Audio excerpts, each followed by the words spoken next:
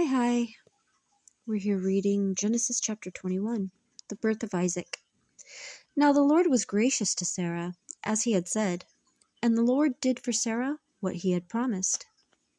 Sarah became pregnant and bore a son to Abraham in his old age, at the very time God had promised him.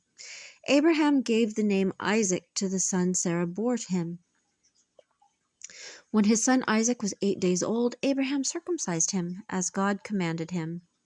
Abraham was 100 years old when his son Isaac was born.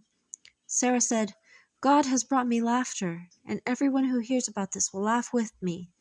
And she added, "Who would have said to Abraham that Sarah would nurse children? Yet I have borne him a son in his old age." Hagar and Ishmael sent away.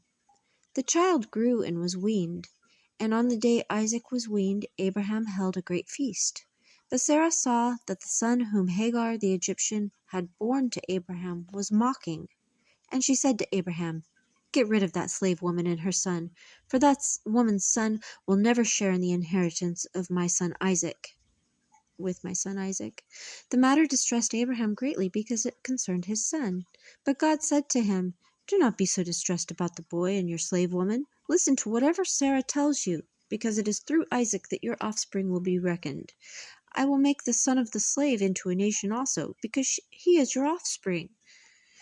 Early the next morning, Abraham took some food and a skin of water and gave them to Hagar.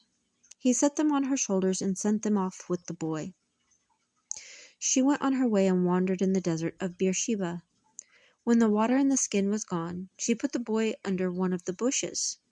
Then she went off and sat down about a bow shot away, for she thought, "I cannot watch the boy die." And as she sat there, she began to sob. God heard the boy crying, and the angel of God called to Hagar from heaven and said to her, "What is the matter, Hagar? Do not be afraid. God has heard the boy crying as he lies there. Lift the boy up and take him by the hand, for I will make him into a great nation." Then God opened her eyes, and she saw a well of water. So she went and filled the skin with water and gave the boy a drink. God was with the boy as he grew up. He lived in the desert and became an archer. While he was living in the desert of Paran, his mother got a wife for him from Egypt. The Treaty of Beersheba. At the time of Abimelech and Phicol, the commander of his forces said to Abraham, "God is with you in everything you do. Now swear to me here before God that you will not deal falsely with me or my children or my descendants. Show to me and the country where you now reside as a foreigner the same kindness I have shown to you." Abraham said, "I swear it." Then Abraham complained to Abimelech about a well of water that Abimelech's servants had seized.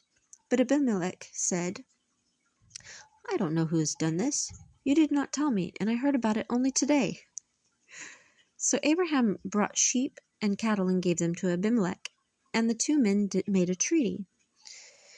Abraham set apart 7 ewe lambs from the flock, and Abimelech asked Abraham, "What is the meaning of these 7 ewe lambs you have set apart by themselves?"